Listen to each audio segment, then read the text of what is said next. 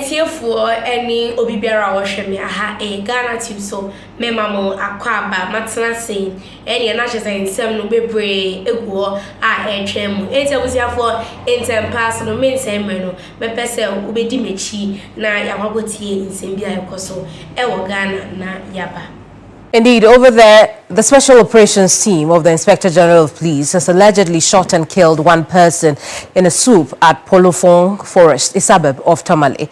The deceased, believed to be in his early 40s, died instantly after sustaining gunshot wounds. According to some eyewitness present at the scene, the deceased, who is a passerby, was trying to escape on his motorbike from the sporadic shooting in the forest, but was allegedly hit by a stray bullet from the police. In a similar operation on Thursday, November 27th, the IGP's operation team stormed the Nobisco forest, burning tricycles and motorbikes belonging to some suspected drug traffickers. Now, tension is beginning to rise between residents and the IGP's special operations team.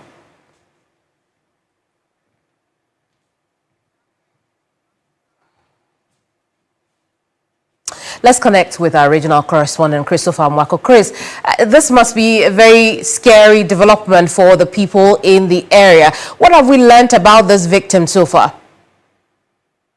Kemini, this victim, according to the eyewitnesses around that area, yesterday was riding to town when he heard of the sporadic shooting around that enclave. And so because people were running helter-skelter around that area, he tried speeding off. He was stopped together with one other person by the operations team.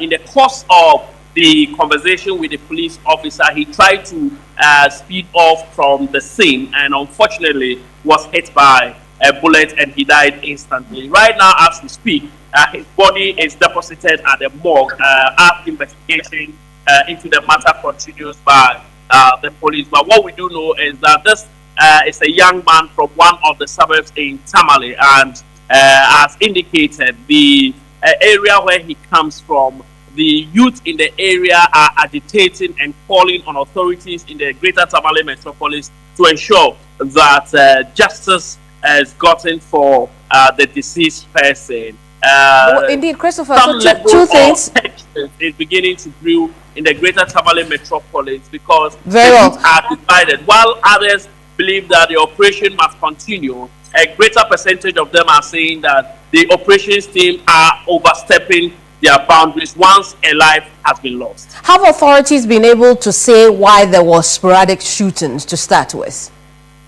Yeah, so you know that a special operations team is in Tamale to ensure that they bring sanity and also ensure that criminals within the greater Tamale metropolis are sent out of their hideouts, especially the various forest reserves in the greater Tamale metropolis. You talk about the Nobisco forest, you talk about a forest around the Tamale Sports Stadium, that is the Aliu Mama Sports Stadium, and one where this unfortunate incident happened around the waterworks area. And so when the incident happened, as we speak, Kemini, the Tamale Metro Security Committee is currently in a meeting. The Metropolitan Chief Executive of Tamale, Abu Takoro, has informed me minutes ago that they are discussing that particular matter. When they are done, a report will be sent to Accra for advice as to whether or not to continue with the operations and which, if they are continuing, how they are expected to go about these operations. But I must say, Kemini, that the operations has undoubtedly been very positive in some parts of the area, apart from this unfortunate incident that was recorded yesterday. But two incidents in a matter of a week, we could say. How are residents responding to that? Kemini, if you can come again. Well, I'm saying that two incidents of this nature have taken place over a period of 1 week. How are residents responding to this? Yeah, so the youth fronts especially are divided in their understanding and commentary about this particular issue. But for the death of the victim yesterday, the entire town was rooting for and supporting the activities of the special operations team of the IGP. But yesterday, when the unfortunate incident happened, the youth are now divided. A cross-section of them believe that the IGP Special Operation Team are overstepping their boundaries. They are over-exercising what they are in town to do, to the extent that even if they are doing a good thing, to the extent that someone has died out of thirst, it means that their good has been turned to nothing. And so they should re-strategize, use other techniques to ensure that they go about their operations. Once a life is lost, it means that it will wipe away all the successes they've been able to chalk over the past days that they've been conducting these operations in the greater Tamale metropolis. And so traditional authorities have been petitioned by a cross-section of the youth. The Tamale Metro Assembly, that is the Municipal Security Committee, have equally been petitioned by the youth to ensure that the Special Operations Team do their work without, first of all, harassing, secondly, also killing, and also ensuring that no life is lost in this operation. Very well, Christopher, thank you so much for the reporting. We know you'll be following this story closely. Christopher Mwako is our Northern Region correspondent, bringing us that story. Here in the national capital, the Supreme Court in the coming days will hear a suit from embattled member of Parliament for Kpandai, Matthew Nyedam, who is invoking the jurisdiction of the court to annul a High Court decision that invalidated his 2024 election victory.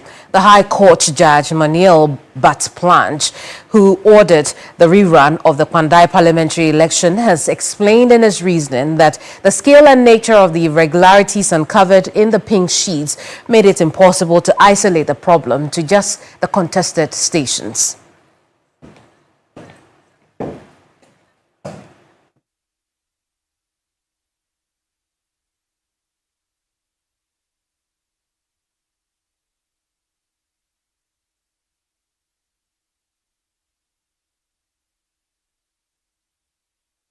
Let's bring you a bit more from that application to the Supreme Court. Moina, what else are we learning? And so we know Mr. Nyedam and the entire minority caucus have not been very pleased with the determination of the High Court judge in Tamale.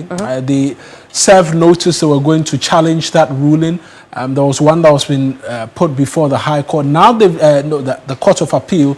Now he has decided to take it a notch higher in terms of what he's going to be doing. And the first off is he's taken all of these to the Supreme Court, filing fresh processes seeking to quash the High Court judgment which nullified his election as a legislator. And here are the main concerns he's raising: that the judge assumed jurisdiction despite the petition filed beyond 21 days after the Gazette publication was made. And if you know, particularly for election petitions, it must be done before 21 days. And so it's very important, this time period he mentions, that it was done beyond 21 days. And then he goes on to say that, look, the petition was filed 32 days after the Gazette publication, also raising concerns about why the judge began to hear the matter in the first place, amongst many other things. And here are the reliefs he is seeking now: a declaration that parliamentary election petition, or that election petition, was invalid, and that he's praying the Supreme Court to deliver an order quashing the judgment of the High Court, and also any other orders as the court may deem fit. And you are here for an for me, I must pass and would image in your cotier in summer, a cost on my gun one day, and I will can't find some of our comments. No, a black comment section now making Kayamo Ghanatube Sunny or Duffo Snowy and Sunny. I was for Cecilia Macram.